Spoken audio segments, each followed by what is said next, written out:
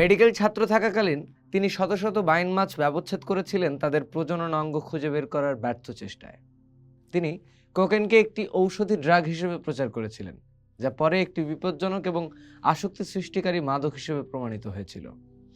এসবের কয়েক বছর পর তিনি সেই তত্ত্ব আবিষ্কার করেন যা অবশেষে তাকে বিখ্যাত করে তোলে, একটি নতুন মনস্তাত্ত্বিক চিকিৎসা পদ্ধতি যাকে তিনি নাম দিয়েছিলেন সাইকোঅ্যানালিসিস।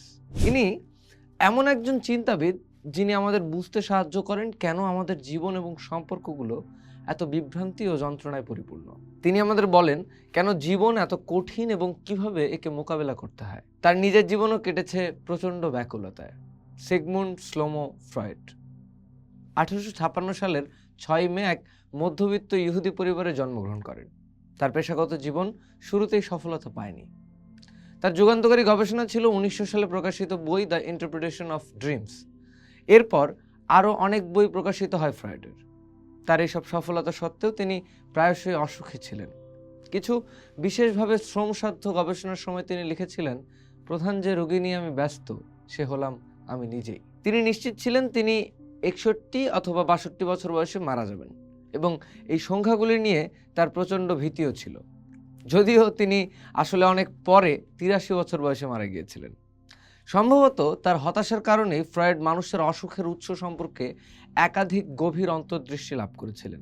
তিনি প্রস্তাব করেছিলেন, আমরা সকলেই চালিত হই প্লেজার প্রিন্সিপাল দ্বারা, যা আমাদের সহজ শারীরিক ও মানসিক পুরস্কারের দিকে এবং কঠোর পরিশ্রম ও শৃঙ্খলার মতো অপ্রীতিকর জিনিসগুলি থেকে দূরে সরিয়ে নিয়ে যায়।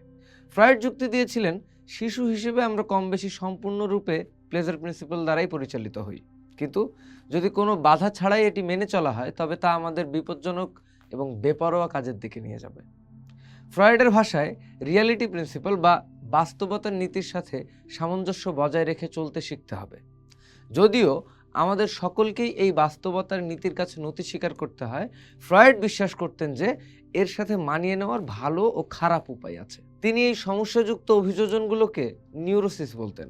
নিউরোসিস হলো প্লেজার প্রিন্সিপালের সাথে ত্রুটিপূর্ণ বোঝাপড়া বা ফ্রয়েডের ভাষায় অবদমনের ফল। ফ্রয়েড আমাদের মনের 3টি অংশের মধ্যে একটি দ্বন্দ্বের বর্ণনা দিয়েছেন।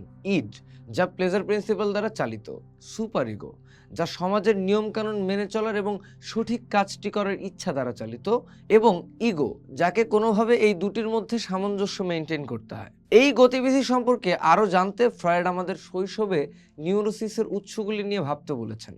বড় হওয়ার সাথে সাথে আমরা যেই পর্যায়গুলির মধ্যে দিয়ে যাই সেগুলোকে ফ্রয়েড নাম দিয়েছেন ওরাল ফেজ বা মৌখিক পর্যায়, যেখানে আমরা খাদ্য গ্রহণ এবং খাওয়া সম্পর্কিত সমস্ত অনুভূতি নিয়ে কাজ করি। এরপর আসে অ্যানাল ফেজ বা পায়ু পর্যায়। এই পর্যায়ে আমরা নিজেদের কর্তৃত্বের সীমা পরীক্ষা করতে শিখি। এবং এরপরে আসে ফ্যালিক ফেজ বা লিঙ্গ পর্যায়, যা প্রায় 6 বছর বয়স পর্যন্ত চলে। ফ্রয়েড তার সমসাময়িকদের হতবাক করে দিয়েছিলেন এটা জোর দিয়ে বলে যে ছোট শিশুদেরও যৌন অনুভূতি থাকে। অধিকন্তু ফ্যালিক পর্যায়ে শিশুরা তাদের যৌন আবেগ তাদের পিতামাতার দিকে পরিচালিত করে, যারা তাদের আশেপাশে সবচেয়ে সহজলভ্য ব্যক্তি, যাকে তিনি ইডিপাস কমপ্লেক্স বলেছেন, যেখানে আমরা অচেতনভাবে একজন অভিভাবকের প্রেমে পড়া এবং অন্যজনকে ঘৃণা করার দিকে ঝুঁকে পড়ি। জটিল বিষয়টি হলো, আমাদের বাবা মা আমাদের যতই ভালোবাসুন না কেন, তারা এই ভালোবাসা যৌন জীবনে প্রসারিত করতে পারেন না এবং সর্বদা একজন সঙ্গীর সাথে তাদের অন্য একটি জীবন থাকে। এটি আমাদের শিশু মনকে বিপজ্জনকভাবে ঈর্ষান্বিত এবং রাগান্বিত করে তোলে এবং এই রাগের জন্য লজ্জিত ও অপরাধী বোধ করায়। এই কমপ্লেক্স একটি ছোট্ট শিশুর জন্য প্রচুর পরিমাণে ইন্টারনালাইজড বা অন্তর্মুখী উদ্বেগের যোগান দেয়।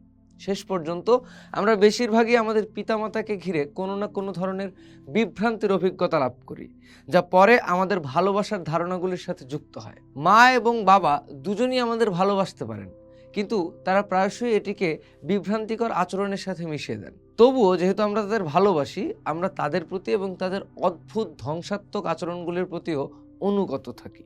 ফলস্বরূপ আমরা সবসময় ভালোবাসাকে একটি নির্দিষ্ট দূরত্বের সাথে যুক্ত করতে থাকি। স্বাভাবিকভাবেই এর ফলস্বরূপ প্রাপ্তবয়স্ক সম্পর্কগুলো খুব কঠিন হয়ে পড়ে। ফ্রয়েড বলেছিলেন, এর কোনো সহজ সমাধান নেই। আমরা পুরোপুরি যুক্তিবাদী হতে পারি না, আবার সমাজকেও পুরোপুরি বদলে ফেলতে পারি না। তার 1930 সালের বই সিভিলাইজেশন অ্যান্ড ইটস ডিসকন্টেন্টসে তিনি লিখেছেন, সভ্যতা আমাদের অনেক সুবিধা দিলেও আমাদের উপর অনেক কঠোর নিয়ম চাপিয়ে দিয়েছে। সমাজ নিজেই কিছুটা মানসিক সমস্যাগ্রস্ত, আর এ কারণেই পৃথিবীতে যুদ্ধ এবং অন্যান্য সমস্যা লেগেই থাকে। ফ্রয়েড আমাদের বহু নিউরোসিসের জন্য একটি চিকিৎসা উদ্ভাবন করার চেষ্টা করেছিলেন, তা হলো সাইকো অ্যানালিসিস। তিনি ভেবেছিলেন সঠিক বিশ্লেষণের মাধ্যমে মানুষ তাদের নিজস্ব অসুস্থতা উদ্ঘাটন করতে পারে এবং বাস্তবতার অসুবিধাগুলোর সাথে আরও ভালোভাবে মানিয়ে নিতে পারে। বলতে ইচ্ছে করে ফ্রয়েড সব মন গড়া কথা বলেছেন এবং জীবন ততটা কঠিন নয় যতটা তিনি দেখিয়েছেন। কিন্তু তারপরে একদিন সকালে আমরা দেখি আমাদের সঙ্গীর প্রতি আমরা রেগে আছি প্রচুর, অথবা কাজের পথে, বাসে, ট্রেনে অদম্য ব্যাকুলতা নিয়ে ছুটছি, এবং আমাদের আবার মনে পড়ে যায় আমাদের মানসিক কার্যকলাপ আসলে কতটা অধরা, কঠিন এবং ফ্রয়েডিয়ান। পোস্ট দেখুন, ভাবুন, করুন, থাকুন পোস্টের সাথেই।